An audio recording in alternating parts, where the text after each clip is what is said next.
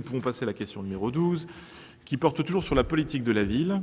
Et le rapporteur est Philippe Droulour, puisqu'on y parle de travaux.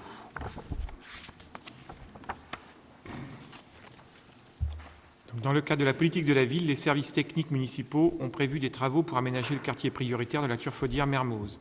Une aide financière peut être apportée par la région Normandie. Une demande de subvention est établie pour l'étude opérationnelle du square Maine-Mer.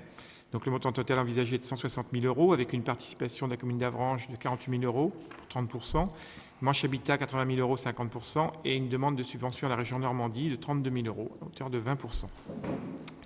Autre dossier, l'étude préopérationnelle du quartier de la Turfaudière-Mermoz. Donc, montant total de cette étude, 60 000 €. Commune d'Avranches, 18 000 € à hauteur de 30%. CCA MSM, 12 000 € pour 20%. Et demande de subvention région Normandie, 30 000 € pour 50%. En accord avec la Commission des finances, il est proposé au Conseil municipal d'autoriser le maire à solliciter les différents partenaires et plus précisément à signer les conventions financières avec la région Normandie. Donc, précision, l'étude opérationnelle Square Maine-Mer, la somme de 160 000 € comprend l'étude et les travaux de financement de rénovation du square et de la fin de la rue Marcel Cerdan. Alors que l'étude préopérationnelle, là, c'est l'étude complète sur le quartier, qui là ne comprend pas les financements. Madame Capel, vous voulez prendre la parole? Je voulais juste, par rapport au square Maine-Mer, préciser qu'on parlait tout à l'heure de l'implication des habitants.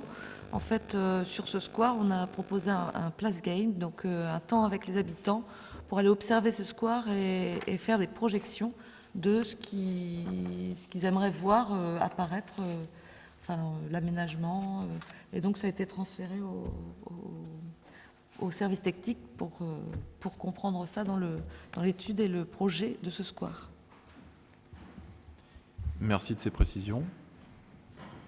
Donc, en effet, dans le cadre de la politique de la ville, nous avons un conseil citoyen qui s'est constitué et qui a, par conséquent, été associé à ce projet.